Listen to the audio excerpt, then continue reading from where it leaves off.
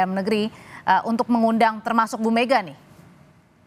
Betul, betul. Karena saya kira begitu banyak momen-momen yang saya kira juga melibatkan undangan yang diberikan kepada Megawati sebagai mantan presiden, sekaligus sebagai ketua umum partai, tapi memang kehadiran beliau itu tidak pernah hadir ya. Kemarin kalau tidak salah waktu launching dan antara, kalau tidak salah Megawati juga diundang, bahkan Red ini juga konon juga diundang, tapi juga tidak sempat hadir. Entah karena alasan apa, tapi kan publik selalu bertanya-tanya. Alangkah indahnya kalaupun semua mantan presiden itu berjumpa, kira-kira begitu, dalam satu momen penting yang dilakukan oleh pemerintah.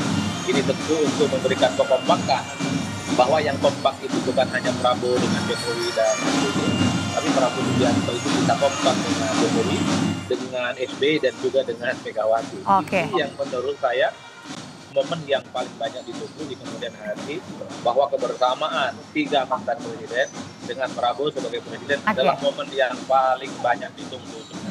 Oke, Mas Uki, apa hanya benar-benar untuk menjaga kekompakan atau sebenarnya ada reason lain ya sih dari Pak Prabowo yang dalam hal ini retret mengundang mantan presiden, sebelumnya pada saat kemarin pada saat launching dan antara juga sama-sama mengundang mantan presiden nih. Tetapi yang memang sampai dengan sekarang hadir adalah selalu Pak SBY dan juga Pak Jokowi. Iya, jadi ada dua alasan ya, tadi juga sebetulnya sudah saya utarakan. Yang pertama itu adalah alasan strategis ya. Presiden Prabowo selalu memandang bahwa presiden-presiden RI sebelumnya itu adalah orang-orang yang sudah lengkap, orang-orang yang memiliki pengagum dan pendukungnya masing-masing, kurang lebih seperti itu ya. Dan beliau ini juga pernah menghadapi persoalan-persoalan yang berat sekali, persoalan nasional, persoalan internasional sebagai pemimpin sebuah negara besar. Jadi tentu saja Presiden Prabowo berharap untuk diberikan masukan-masukan, diberikan advice ya, diberikan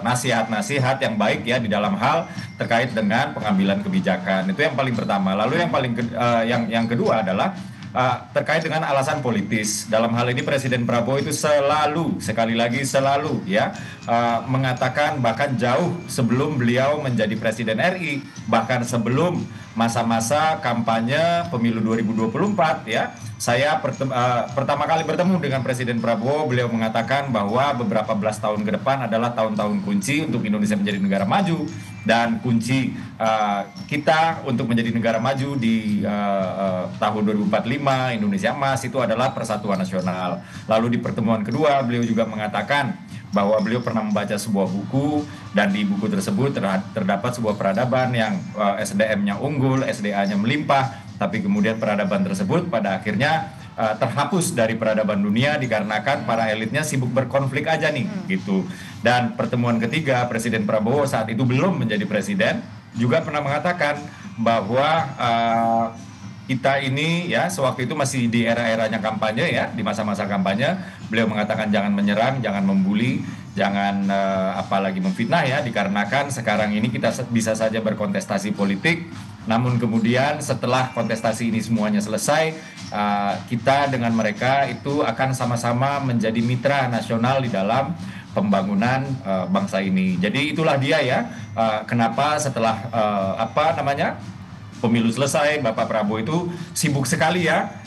Ingin merangkul begitu ya? Merangkul kiri ya, menggalang persatuan di sana sini. Tapi meskipun ingin merangkul, Mas Uki, tetapi tetap saja kan, kalau misalnya memang ada masukan-masukan dari mantan presiden, ini tetap masih open to discuss ya, begitu ya, kepada Pak Prabowo juga? Oh iyalah, namanya masukan bukan instruksi Mbak Audrey.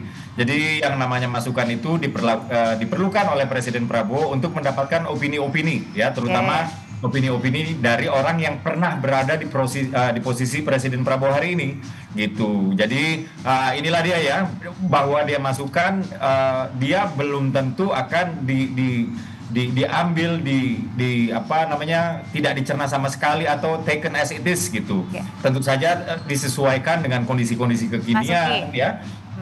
Ya gimana Mbak Audrey? Ya, Mas Uki, kan kalau hari ini Pak Jokowi kan hadirnya di Parade Senja, tapi kalau Pak SBY kan ini memberikan pembekalan dulu ya, karena memang permintaan dari Pak Prabowo tadi kata Mas Ahaye bilang memang diberikan diberikan tugas begitu ya, semacam dibilang diberikan tugas begitu untuk berbicara soal kepemimpinan. Kenapa nih Pak Jokowi juga tidak memberikan pembekalan begitu? Karena memang waktunya tidak pas atau gimana tuh? Ya, saya sendiri belum menerima informasi soal ini. Sebenarnya yang paling tepat untuk ditanyakan soal ini adalah dari Kemendagri.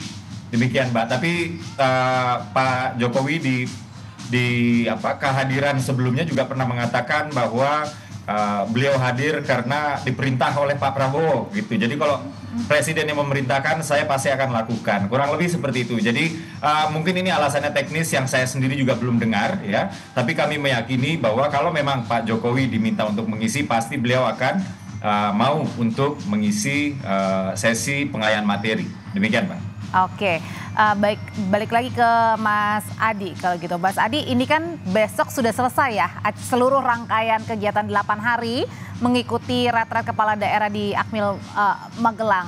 Sebenarnya sampai sekarang potret dari masyarakat seperti apa sih keseluruhan begitu yang dilihatnya dari seluruh rangkaian retret kepala daerah ini, Mas Adi? Ya, saya kira terbelah ya. Satu sisi banyak sekali yang apresiasi. Ini adalah program penting, program hebat, karena pemerintah itu punya niat baik untuk mensinkronkan bagaimana keinginan pusat dengan daerah itu bisa sinergis, bisa berlangsung dengan lancar, sehingga program-program yang pro dengan rakyat itu bisa tuntas dan tidak ada hambatan apapun. Itu yang saya kira memang banyak sekali orang yang mengapresiasi. Meski pada saat yang pertama. Mas Adi, suaranya agak jauh, Mas Adi, mungkin boleh didekatkan.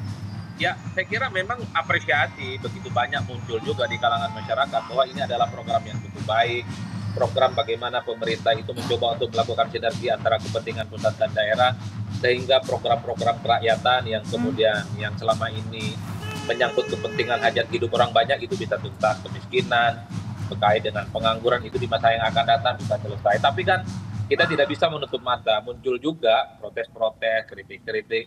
Oh, ini retreat misalnya dianggap tidak penting, tidak ada gunanya. Justru mengeluarkan anggaran negara 13 miliar, ya di tengah efisiensi itu kan menjadi sesuatu yang selalu dipergunjingkan. 13 miliar itu kan sebenarnya kalau misalnya dipakai untuk sekolah, dirikan sekolah baru itu pasti akan menjadi beberapa sekolah.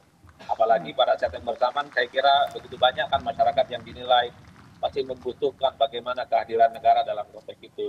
Termasuk juga dengan isu Pertamax itu ya Mas ya, yang betul, hari ini juga. Dan pada saat yang bersamaan kan juga publik mentanyakan misalnya, emangnya kalau habis retret itu akan berbanding lurus dengan kinerja kepala daerah yang mantap. Banyak juga yang menyaksikan itu. Karena memang retret itu hanya sebatas ya semacam sekolah kepemimpinan, meningkatkan kapasitas. Dalam banyak hal tentu saja tidak bisa dijadikan sebagai ukuran dan garansi bahwa kepala-kepala daerah itu akan bekerja begitu mantap untuk kepentingan bangsa dan negara. Karena banyak sekali kepala daerah yang saya kira political will-nya rendah, sudah ikut pelatihan di mana-mana, ada retret di mana-mana. Kalau memang kepala daerahnya itu keinginannya mentok, tidak mau berbuat untuk bangsa dan negara, tidak mau berbuat untuk rakyat, ya retret itu hanya dianggap sebagai sebuah formalitas.